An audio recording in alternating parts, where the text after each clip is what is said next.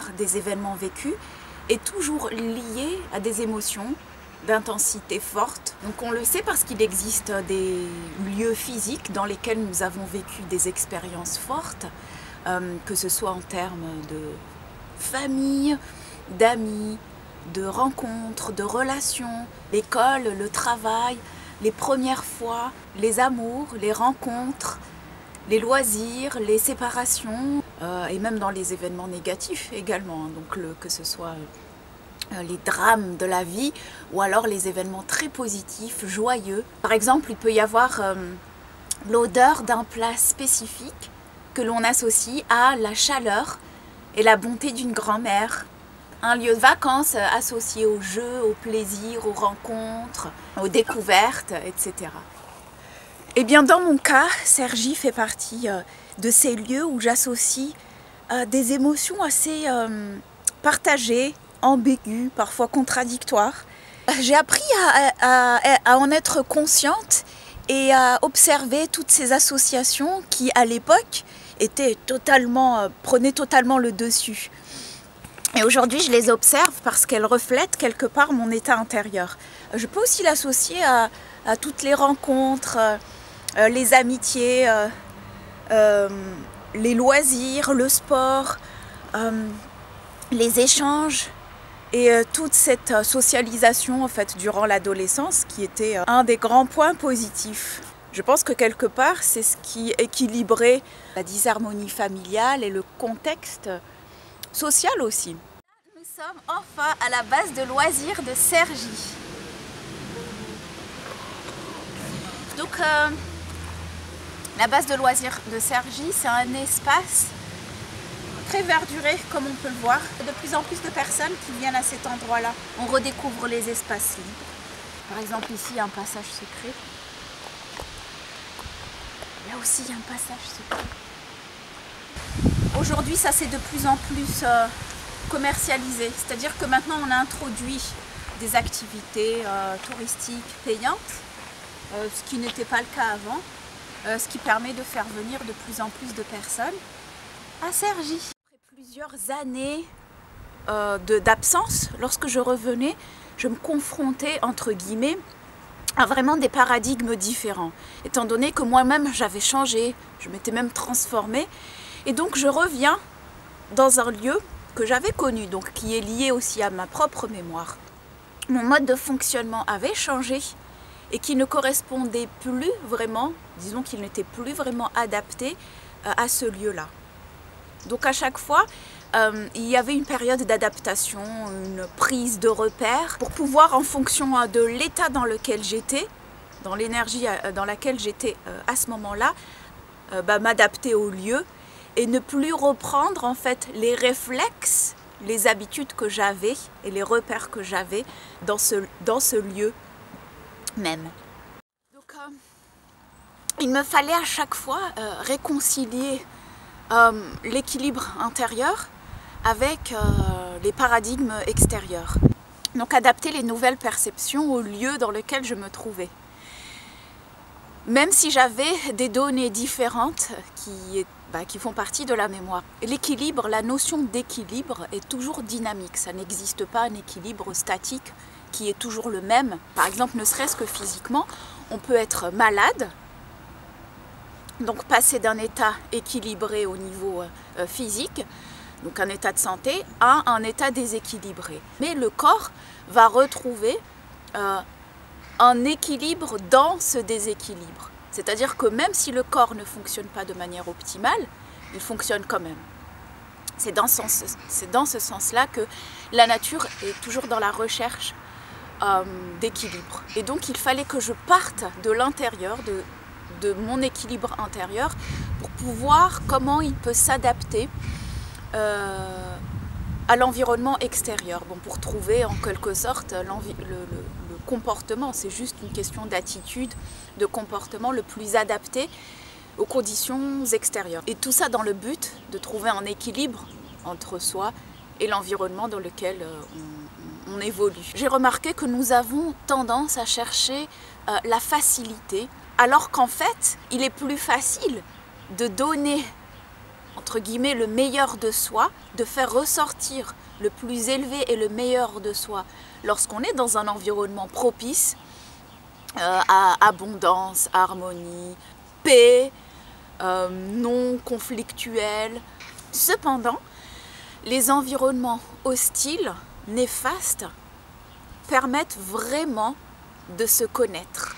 Non seulement de se connaître, mais en plus de faire ressortir le meilleur de nous dans un environnement hostile. Vous vous rendez compte les qualités humaines qu'il faut avoir et le travail sur soi qu'il faut avoir. C'est-à-dire que là, quelque part, on surpasse l'être humain lambda et qu'on va dans une introspection, dans un travail conscient de soi et d'aller chercher tout ce qui peut être en nous le plus stable et le plus serein possible pour pouvoir le cultiver, peu importe les événements extérieurs. Premièrement, parce que les événements extérieurs, nous ne les contrôlons pas. Deuxièmement, il y a aussi d'autres personnes qui ont des besoins spécifiques, des aspirations spécifiques, des cercles, des schémas mentaux spécifiques, bref, qui ont aussi des volontés. Donc, si c'est uniquement notre volonté qui est mise en avant, ce ne serait pas vraiment très juste. Donc il faut combiner avec, on va dire, les inconscients collectifs, les paradigmes d'autrui, les volontés d'autrui, les schémas, etc., etc. Donc il y a ce facteur-là, humain, mais aussi il y a le facteur environnemental qui pourrait être plus ou moins hostile, que ce soit le plus naturel, c'est-à-dire au niveau du climat, mais aussi au niveau des caractéristiques sociales, par exemple de la ville ou du pays dans lequel on se trouve. Donc cela permet de retourner à 180 degrés l'œil qui observe, et le travail est toujours intérieur pour pouvoir agir de manière la plus adaptée vers l'extérieur. Et c'est dans ce sens-là où je dis qu'il est primordial de reprendre possession de notre espace intérieur avant tout. Voici Soussou. Elle est en train de s'entraîner. Au loin, arriva un vieil homme, nommé Walid. Il marche vers Soussou pour faire un truc. Soussou est toujours en train de faire son sport. La voici qu'elle voit le vieillard. En vérité, c'était un ninja. Il part, il attaque Soussou. Soussou se défend avec ses poids. Il essaye de donner un coup. Soussou esquive. Elle esquive. Elle esquive. Et là, elle contre-attaque. Elle toucha Walid de plein fouet. Walid tomba par terre. Walid tomba par terre. Il s'enfuit. Il s'enfuit. Il s'enfuit. Soussou le poursuit. Donc les environnements qui sont hostiles à notre bien-être nous invitent à connaître les différentes facettes de nous-mêmes et renforcent nos valeurs les plus profondes et nos aspirations. Qui sommes-nous et qui voulons-nous être au-delà des circonstances extérieures? Parce que malgré le fait que ce soit elles qui façonnent le comportement, les attitudes, etc., les aspirations, les valeurs sont toujours les plus importantes. Et elles se révèlent encore plus lorsque les environnements et les situations, les circonstances, etc. vont à l'encontre de notre bien-être. Et c'est une des choses que cet environnement-là, parmi tant d'autres, m'a permis de comprendre et de connaître. Lorsque les circonstances, les lieux, les relations, tout va à l'encontre de notre propre bien-être, le mode de vie, etc., cela fait ressortir des choses, soit que je connaissais déjà du passé, mais qui avaient disparu parce que j'étais dans d'autres environnements, donc j'avais d'autres modes de fonctionnement, et donc j'en ai plus conscience, parce que je suis allée côtoyer autre chose, je suis allée ouvrir d'autres portes. C'est ce qui permet de relativiser et de renforcer les valeurs encore plus. Il est plus facile de donner le meilleur de soi quand tout va comme on veut. quand tout le monde se comporte comme nous voulons, quand les besoins sont satisfaits, quand l'environnement permet une certaine sécurité, un certain confort. Est-ce que dans les circonstances de la vie nous amène à des trahisons, à de l'aigreur, à de la colère? Est-ce qu'on devient ça? Je dirais que oui, de manière automatique. Mais pour les personnes qui savent sur quel chemin elles se trouvent et qui ont des aspirations beaucoup plus élevées que les schémas automatiques, robotiques, inconscients, et bien c'est cela le début de l'élévation de l'homme, de l'être humain. Il est beaucoup plus facile bien de rire au paradis que de rire en enfer.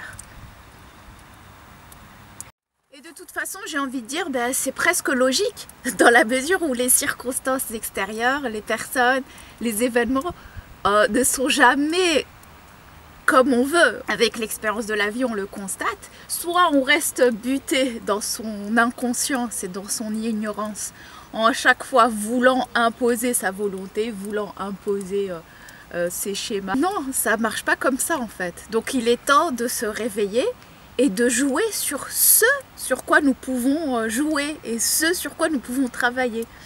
D'où l'intérêt aussi pour les enfants de pouvoir les confronter à de multitudes d'expériences et de situations afin de leur permettre de montrer qu'en fait la vie, enfin les circonstances de ce monde-là n'est pas toujours le reflet de leurs besoins ou de leurs pulsions ou la satisfaction de leurs besoins et de leurs pulsions les plus primaires. Et le fait de les confronter à différentes situations et réalités va enrichir leur système de compréhension et leur schéma et va complexifier leur schéma de sorte à ce qu'ils puissent avoir le maximum d'outils pour faire face à des situations et circonstances nouvelles. Lorsque les enfants sont confrontés uniquement au même environnement avec exactement les mêmes schémas, les mêmes circuits, les mêmes situations, on voit que ce genre d'enfant, à l'âge adulte, il suffit qu'ils soient confrontés à un obstacle nouveau.